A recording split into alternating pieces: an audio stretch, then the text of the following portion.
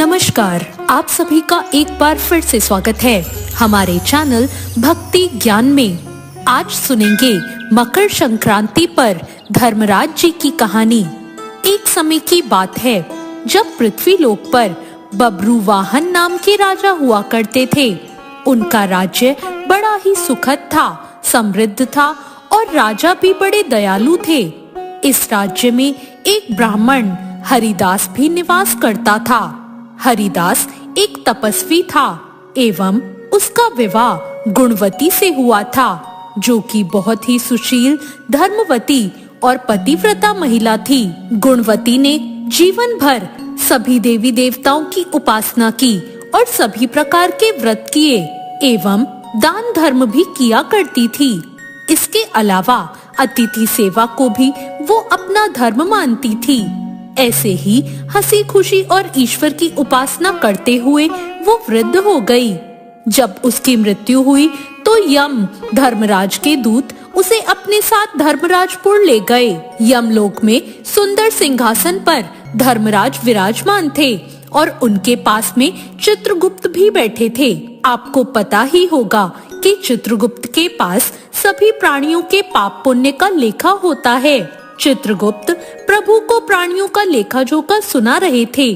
तभी वहाँ यमदूत गुणवती को लेकर पहुँचे। गुणवती उन्हें देखकर थोड़ी भयभीत हुई और मुंह नीचे करके खड़ी हो गई।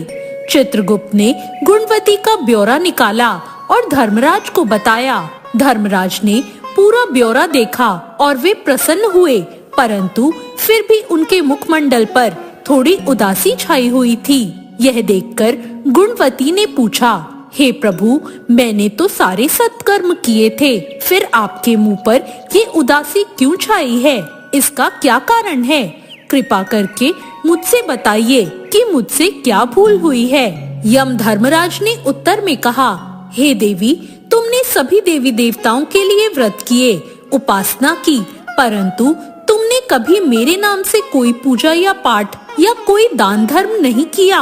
धर्मराज की बात सुनते ही गुणवती क्षमा याचना करने लगी और कहने लगी, हे प्रभु, मुझे आपकी उपासना के बारे में कुछ ज्ञात नहीं था। मैं ना ही आपकी उपासना कैसे करते हैं कुछ नहीं जानती थी। कृपा करके मुझे वह बताइए कि जिससे सभी मनुष्य आपकी कृपा के पात्र बन सके। यह सुनकर गुणवती ने धर्मराज जी से क्षमा याचना की और कहा कि आपकी उपासना मैं नहीं जानती।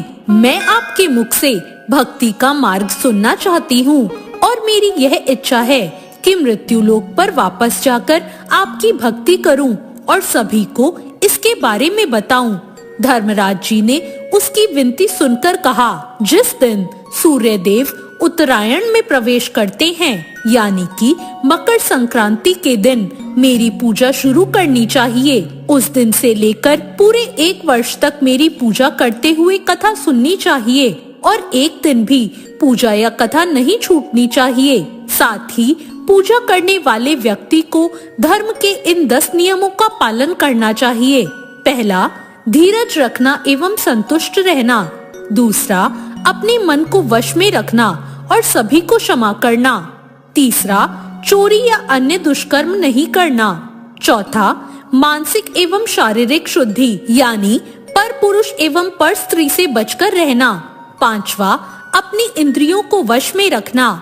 छठा, बुरे विचारों को अपने मन में न लाना, यानी कि बुद्धि को पवित्र रखना। सातवां, पूजा पाठ एवं दान पुण्य इत्यादि करना। आठवां, व्रत करना एवं व्रत की कहानी सुनना। नौवां, सच बोलना एवं सभी से अच्छा व सच्चा व्यवहार करना। और 10वां, क्रोध न करना।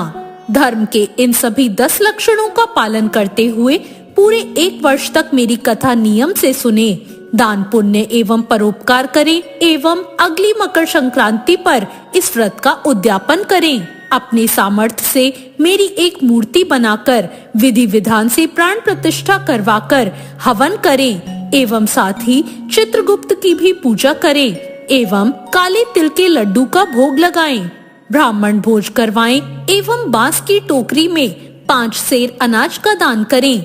इसके अलावा गरीबों को जरूरतमंद गद्दा, तकिया, कंबल, छप्पन, लोटा, वस्त्र आदि का दान करें। हो सके तो गौदान भी करें। धर्मराज जी से व्रत की पूरी कथा को सुनकर गुणवती ने धर्मराज जी से प्रार्थना की और कहा, मुझे एक बार फिर मृत्यु लोक में जाने दीजिए, जिससे मैं आपके व्रत को करूं और इस व्रत का प्रचार लोगों में कर सकूं। इस पर यमराज राजी हो गए और उन्होंने अपनी सहमति दे दी। धरती पर गुणवती पुनः जीवित हो उठी और उसको जीवित देखकर उसके परिजन प्रसन्न हो गए। गुणवती ने धर्मराज से हुए वार्तालाप के बारे में अपने पति को बताया और कहा कि यह व्रत अवश्य करेंगे और धर्म के नियमों का पालन भी करेंगे। मकर संक्रांति आते ही गुणवती और उसके पति ने व्रत शुरू कर दिया और 1 वर्ष पश्चात इसका उद्यापन कर दिया। इस व्रत के प्रभाव से उन पर धर्मराज जी की कृपा हुई और उन्हें मोक्ष की प्राप्ति हुई। तो ये थी धर्मराज जी की कथा। तो बोलो यम धर्मराज जी की जय। तो ये थी आज की कहानी। आपको ये कहानी कैसी लगी कमेंट करके जरूर बताएं। साथ ही मेरे चैनल भक्ति ज्ञान को सब्सक्राइब करना ना भूलें। धन्यवाद।